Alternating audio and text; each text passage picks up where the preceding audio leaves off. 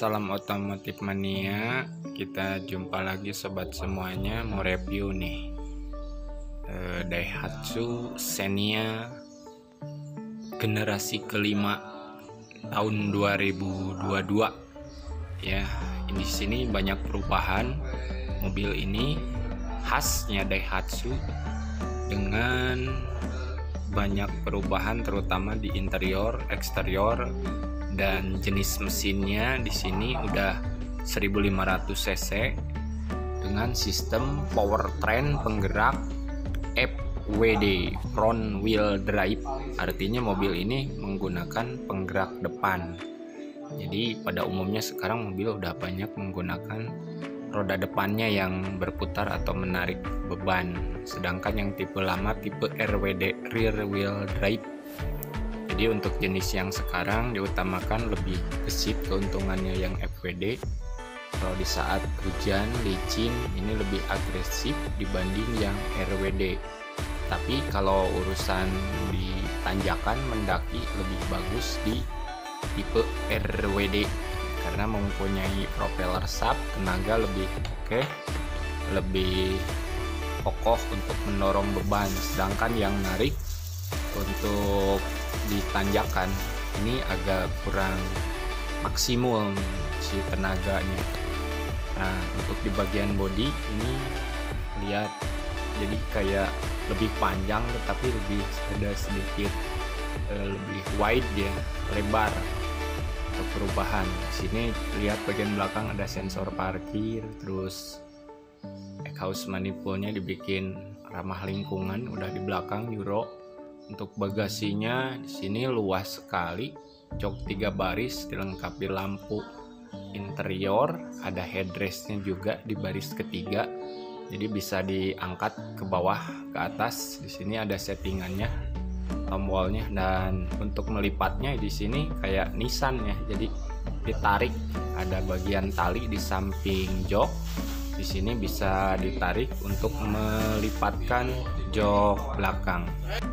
Dan untuk di bagian pintu ada lampu brake lamp di atas, termasuk parkir mundur, ada lampu plat nomor di sini, bagian handle-nya dekat plat nomor. Untuk pembersih kaca rear wiper di sini dilengkapi untuk tipe-tipe yang seri tertinggi. Biasanya bagian kendaraan dilengkapi pembersih kaca. Nah, ini mesinnya VVT-i, variable valve timing ignition, jenisnya tipe R, artinya yang cc-nya 1500, bukan yang tipe M atau X. Dan ini spoilernya udah ada. Di sini udah ada washer untuk menyemprotkan air, dilengkapi sirip hiu di bagian atas bawaan pabrikan. Jadi tanpa ada style spoiler, udah ada tanknya dibikin bulat. Untuk velgnya R15, bannya 165 185 ring 15.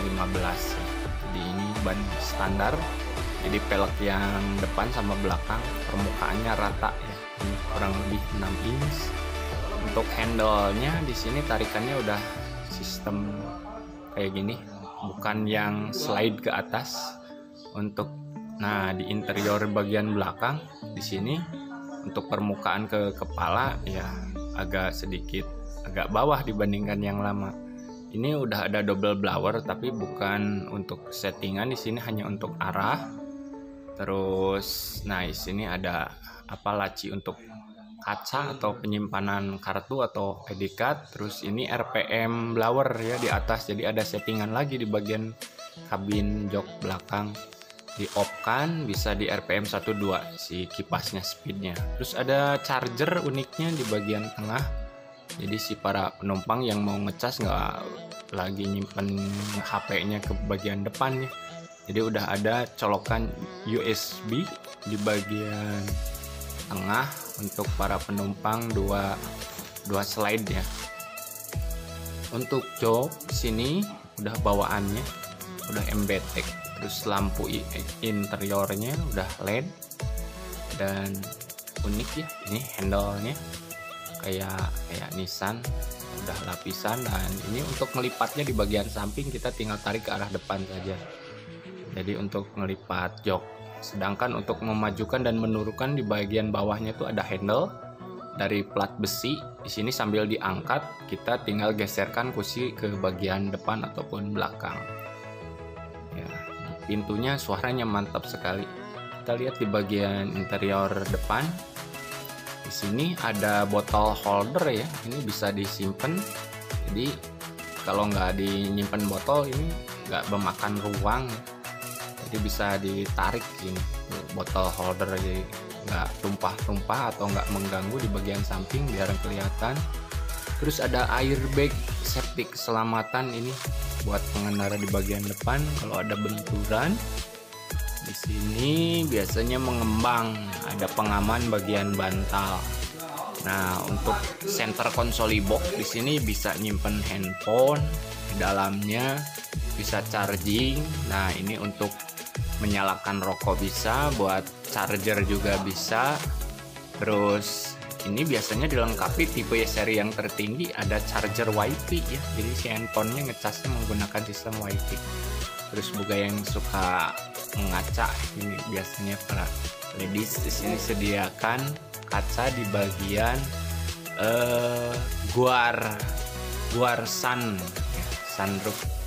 Nah, jadi biar bisa nggak silau. Dan untuk interior pengemudi kita lihat bagian dalam ini udah tanpa kunci kontak, ini udah disebut immobilizer ya. Jadi ketika si remote-nya didekatkan ke mobil, kita tinggal tekan tombol power start saja, tahan lama. Dan jangan lupa untuk mobil yang sekarang, yang matic menyalakan di posisi parkir, sedangkan yang manual harus diinjak kopling. Dan ini udah electric mirror, spionnya retract sudah bisa dilihat, juga ada unlock dan central lock, sliding door-nya. Terus ada botol holder juga lengkap fiturnya.